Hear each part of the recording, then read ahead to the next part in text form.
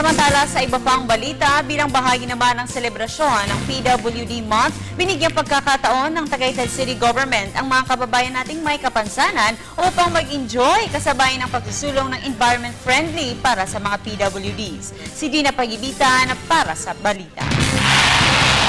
Bukod sa Nutrition Month, ipinagdiriwang din sa buwan ng Persons with Disability Month. Ito na ang ika-35 taon ng National Disability Prevention and Rehabilitation Month, kaya naman isang simultaneous program ang ginaganap sa iba't ibang parte ng bansa upang mas maitaas pa ang antas ng buhay ng ating mga PWD. Isa ang Tagaytay City sa mga lugar sa bansa na buong pusong sumusuporta sa karapatan at kakayahan ng mga may kapansanan. At sa taong ito, hiling ng bawat PWD ang environment-friendly para sa kanila kabilang nasa mga tanggapan ng gobyerno, mga pribadong establishmento at mga pampublikong lugar sa bansa.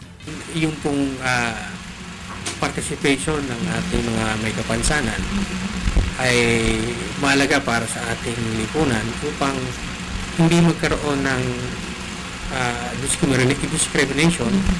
Bilang bahagi ng week-long celebration para sa PWDs, binigyang pagkakataon ng lokal na pamahalaan ng Tagaytay ang mga estudyanteng may kapansanan na mag-relax at ma-experience ang saya bilang isang bata.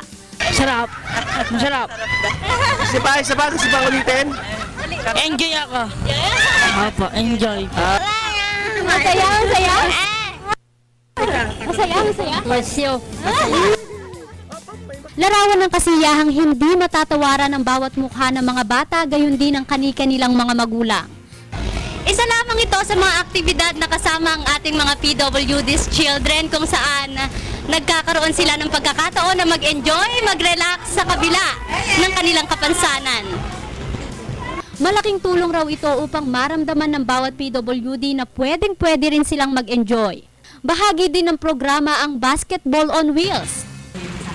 Sa mga magulang po, ang intindihin natin yung bata. Kung may kinabukasan para sa kanila, why not grab it? I-grab nyo kasi ang edukasyon ng aming panlaban. Ang isang araw ng kasiyahan na ito ay habang buhay na tatatak sa bawat puso at isip ng ating mga kababayang may kapansanan. Sa mundong ating ginagalawan, hindi naman mahalaga kung sino ka. Ang higit na mahalaga, ang kontribusyon na naiaambag mo sa pagpapaunlad ng ating bayan. Yan ang nais patunayan ng ating mga kababayang may kapansanan.